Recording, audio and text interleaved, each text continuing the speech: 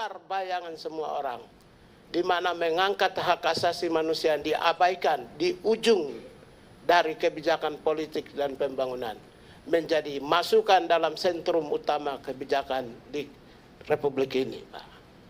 Jadi itu sebenarnya yang membuat saya mengeluarkan sebuah pernyataan yang beyond menggemparkan, mungkin menurut orang menggemparkan.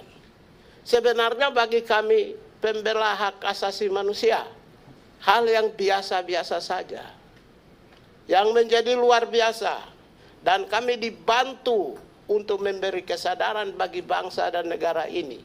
Ketika Pak Pimpinan Komisi 13, Pak Willy Aditya, merespon secara cepat, Pak Andreas Parera pimpinan merespon secara cepat, dan menjadi buah bibir di masyarakat, Pak, dari ujung timur Papua sampai ujung barat Sumatera.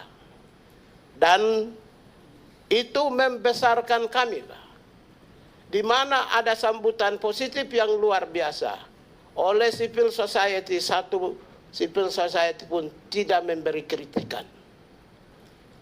Mohon izin, satu orang civil society pembela HAM tidak memberi kritikan. Itu menunjukkan bahwa saya mengungkapkan perasaan-perasaan yang paling dalam dari pembela kemanusiaan yang ada di seantero negeri ini. Kami juga terima kasih kepada pimpinan, karena dengan kritikan-kritikan yang sampaikan kepada kami berpandangan via negativa mencapai titik tujuan melalui cara pandang yang berbeda dengan kami, mengantarkan kami menjadi pimpinan. Kami menjadi orang yang hebat, sama seperti yang selama ini. Saya ucapkan terima kasih kepada, tidak, saya menjadi menteri bukan karena saya oposisi, tapi karena saya diterpa oleh mereka yang ada di pemerintahan. Jadi saya berpandangan itu sebagai sebuah dinamika. Bapak pimpinan dan para anggota yang saya muliakan, persoalan hak asasi manusia, berbagai indeks menunjukkan kita berada di bawah garis kalau dibandingkan dengan negara-negara yang lain. Saya tidak perlu menyebutkan, karena kalau saya sebut satu persatu akan memakan waktu. Baik itu kami sendiri yang mulia pimpinan memiliki tugas lain maupun juga kami sendiri. Oleh karena itu saya hanya mau menyampaikan bahwa berbagai skor, indeks yang dilakukan oleh baik itu civil society, NGO maupun juga lembaga-lembaga resmi menempatkan posisi Indonesia tidak sebagai negara prominent dan unggul di dalam demokrasi.